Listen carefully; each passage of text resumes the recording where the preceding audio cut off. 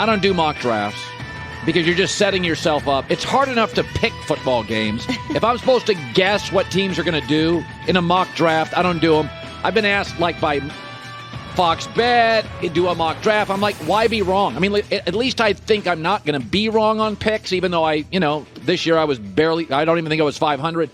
Nobody guesses the mock draft right. So I said this morning to the staff, I said, this is what I would do. This is what I think the team should do. I may go 0 for 10 on my guesses. So these are less guesses and more what you would do if you were the GM. Well, yeah, like I have 5 or 6 NFL GMs, maybe 7, that I text regularly. But it's also your dream job. It's my dream job. So it's my dream job. So this is what I would do, and this is my rationalization for every pick. So here's my top 10 picks. Okay, Jacksonville Jaguars. I would take the edge. He's a pure rush edge. Aidan Hutchinson. Highest-ranked college football player.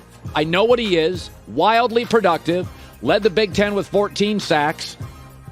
I know exactly what I get. He has all the production I need. I want production, not just traits. They also don't need a left tackle. Cam Robinson signed with them, so they don't need one of these offensive linemen. I'd go get big conference, big game, Aidan Hutchinson. Number 2, if I'm the Lions, I get the corner from Cincinnati, Sauce Gardner, who I actually think is the best player in the draft. But I don't think Jacksonville should go there. Sauce Gardner never allowed a passing touchdown in college. Did not allow a catch over 20 yards. Nick Saban said when they played him, they went away from him. And the Lions' pass defense allowed 69 touchdown passes last year. It stunk. The Lions drafted Jeff Okudah, a corner, a couple years ago, and it didn't work out. So what? Move him to 2. Try to save the pick. Go get a corner. You got Aaron Rodgers twice a year in the division. You got Minnesota's got Thielen and Justin Jefferson. Go get an elite corner. Number 3, Ike Ekwonu is an offensive lineman from NC State. Versatile, 0 miss. I don't know how great he'll be. 0 chance to miss. Great feet, 320. Allowed 2 sacks in 880 snaps. That is big boy football. The Texans' offensive line stinks, 29th in the league, and they're taking offers on Laramie Tunsil. So, to me, they don't have their quarterback yet. Maybe they do Davis Mills. We don't know. But give Davis Mills a shot. Go get the best offensive lineman probably in the draft. Number 4, if I'm the Jets, I take Kayvon Thibodeau, Oregon. Again, wildly productive like Aidan Hutchinson. Wildly productive, very dynamic. The Jets have not had a player with 10-plus sacks in 7 years. Muhammad Wilkerson. This kid was just a sack machine. Now, it is the Pac-12, which is not the SEC or the Big Ten. But to me, I talked to 2 GMs who I trust on him. They like him. They don't know if they love him, but he's going to play. He's twitchy. He's strong. The bottom line, if you just ask him to rush the passer, he can do that. Can he play in space? He can do that.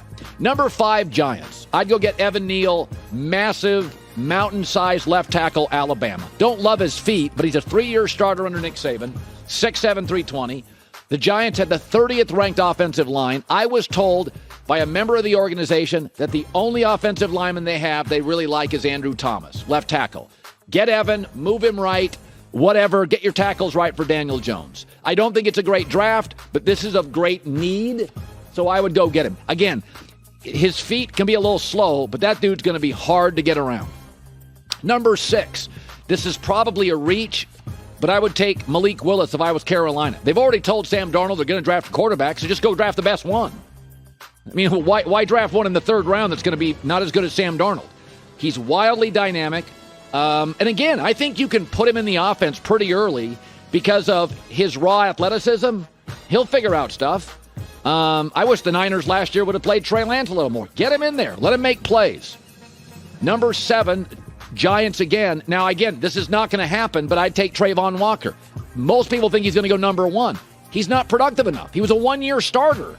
He's not productive enough. That's not my thing. You got to give me numbers and sacks. Now, I do think he's a really big-time athlete, and everybody loves his traits, and he'll probably go number 1. But I say this all the time. Need over raw talent. Like, what do I need? To me, I look at the Giants. They could use this kind of athlete. But he did not play up to his potential at Alabama, or at Georgia. He did not. I mean, you watch Georgia's defense this year. We didn't talk about this guy nearly as much as the linebackers. Number 8, Falcons, I would take Garrett Wilson, Ohio State wide receiver. I think he's the best receiver. Also, this matters. He got better every year at Ohio State. And Calvin Ridley's not around. Because of the gambling stuff, he'll be back next year. This receiving core is a mess. They lost Ridley and the other guy to the Bucs, so it's a tight end and a bunch of nonsense. He got better every year.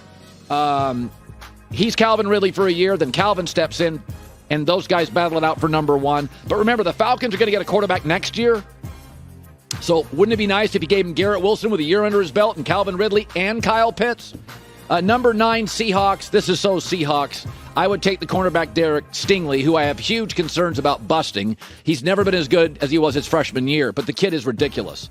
3-year starter at LSU, just long, athletic, fast.